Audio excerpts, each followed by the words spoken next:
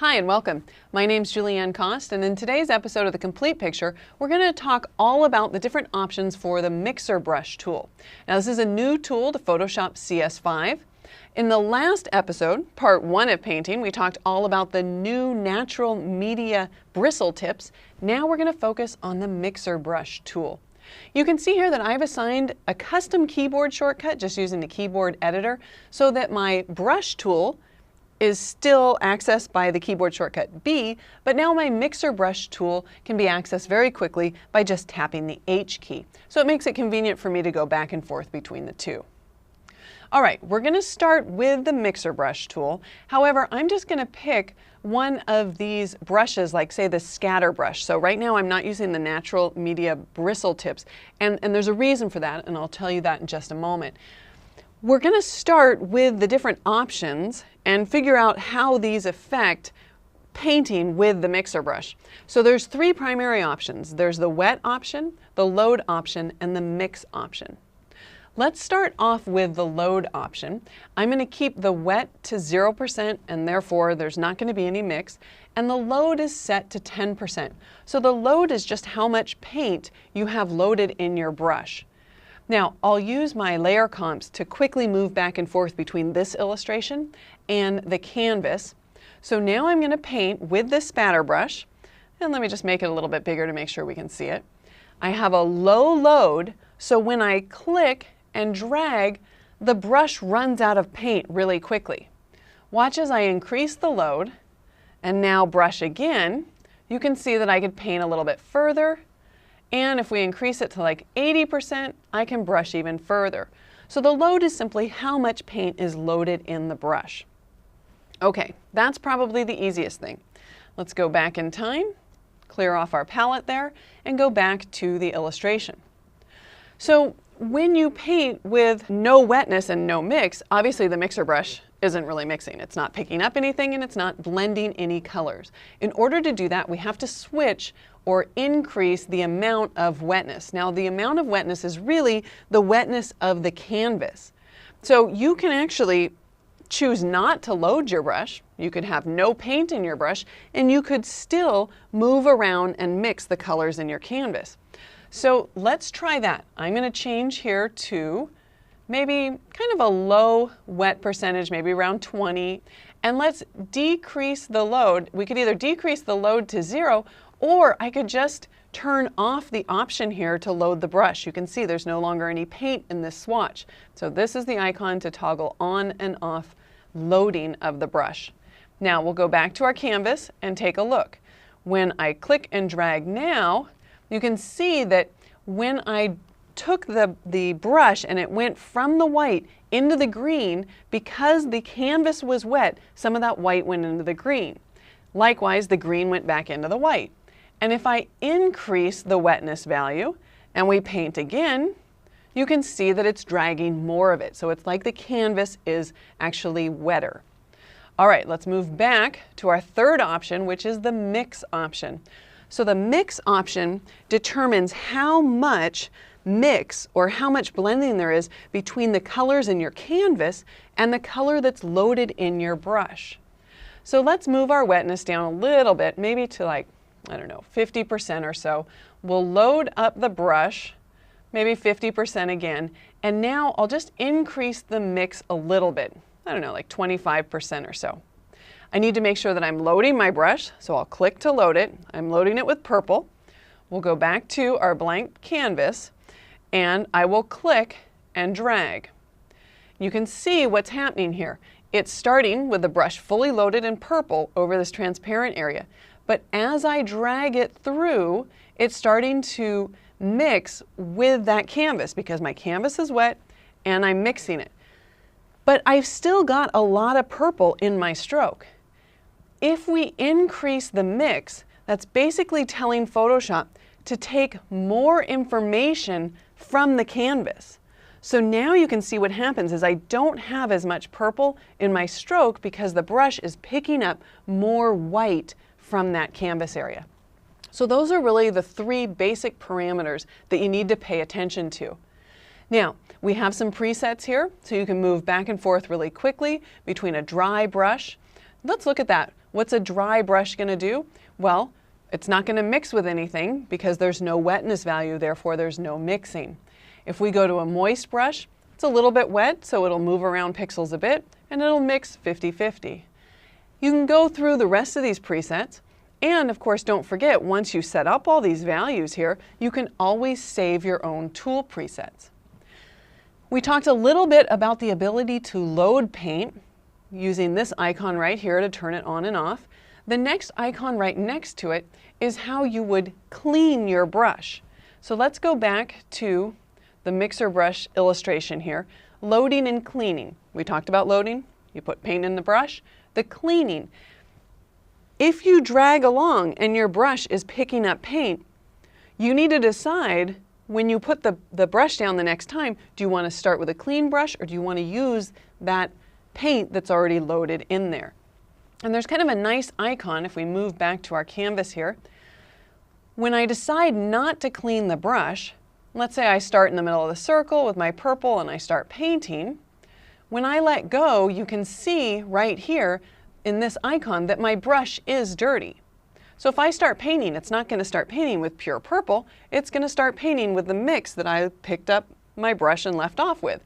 So as we start painting, there it is. If I want to clean the brush, all I need to do is simply click that icon. Now of course, when you're really painting from scratch, you're going to be using the load option as well as the clean option quite often. So down here in our keyboard shortcuts, under Tools, you'll notice that you can actually assign keyboard shortcuts to the load mixer brush and the clean mixer brush, as well as toggle the auto load and auto clean on and off. All right, what I'd like to do is show you two keyboard shortcuts before we take a look at some sample paintings. These two keyboard shortcuts I think are going to help you a lot. Well, I'll show you three, because one I already mentioned in the last version, and that was just the fact that you can assign a keyboard shortcut to bring up the foreground color. So I assigned N to it. There's my foreground color. Quite nice. I also mentioned that on the Mac you can use Control Option Command, and on Windows that's going to be a right mouse click plus Alt and Shift, and when you click you're going to be able to see this new color picker right on screen. So we can select a different color using the outer color wheel, right? So let's say I want a red. Now, I want to move inside to change the density or the luminosity as well as the saturation. But let's say I pick this color right here.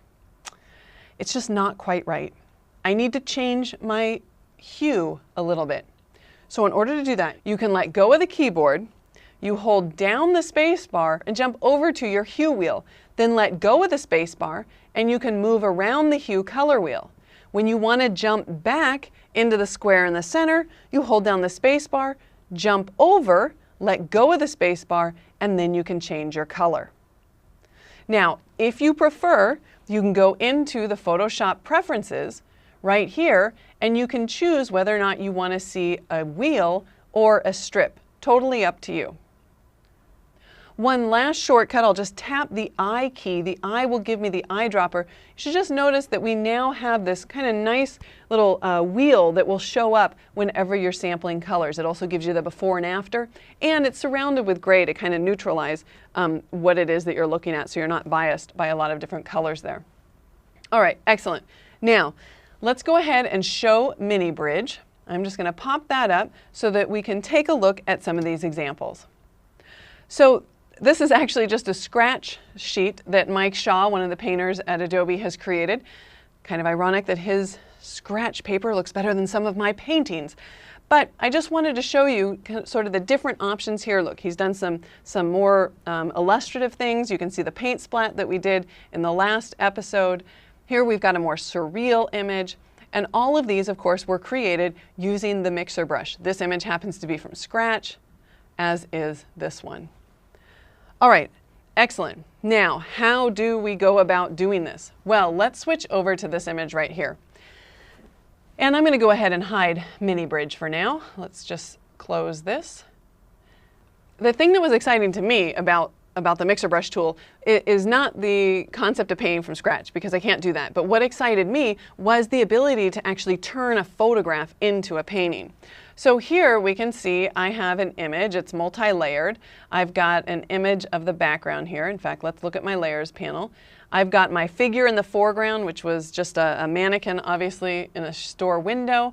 I've got these mountains, and I've got an ocean that we can see right down here. So for me, it's really interesting to actually make a painting out of these images, because otherwise, really, I'm not sure that there's anything I could do with this image. I mean, it's got the reflections in it, it's got the person down here walking by, but by using the new mixer brush, I can go ahead and make some really cool changes. So let's set it up. I'm going to show my brushes panel. I'm going to get off the scatter brush, and I'm actually going to choose one of the natural media brush tips, such as this one. I want thin bristles, and I want a few of them. So let's grab about that many of them, and a little bit smaller of a brush. And now what we can do is simply start painting. And as I start painting here, you can see that I'm mixing these brushes together. Now, I'm loading purple right now, and I might not want to do that. So if I don't want to load it, I'll just turn off the icon here. The other thing that really helps is the ability to rotate my canvas. So all I did was I held down the R key there. And in order to rotate your canvas, as the R key is pressed, you can simply click and drag to rotate it. So that's going to help me. And because I've got the spring-loaded cursors, when I let go of the R key, it's going to automatically bring me back to the tool it is that I'm using. So because I'm not loading any colors here, all I'm really doing is I'm simply mixing the colors that are already there. But what that's going to do is it's going to allow me to form the fabric shape here without having all of those reflections in the background. All right, now I'm not going to bore you to death and actually paint this entire image. What I've done is I've actually done a time-lapse image. So what you're seeing on the screen right now is actually a sped up version of actually painting this. So as you can see, I've painted on different layers. That's one of the huge benefits of Photoshop, right, is having the ability to use layers and masking. I've actually painted the mountains, and now we can see that I'm painting the ocean there, and I'm actually kind of accentuating it a little bit more just for the mood. I've kind of made it look like it's a little foggy there at the horizon, and then we can go ahead and mask out all that building and distraction from the original image of the wedding gown, and then we can go ahead and take out the little bicycle and just fill that in nicely.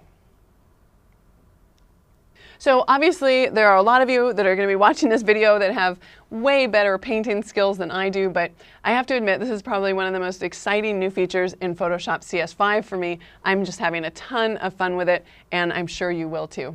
So thanks for joining me. My name's Julieanne Kost. I'll see you next time on The Complete Picture.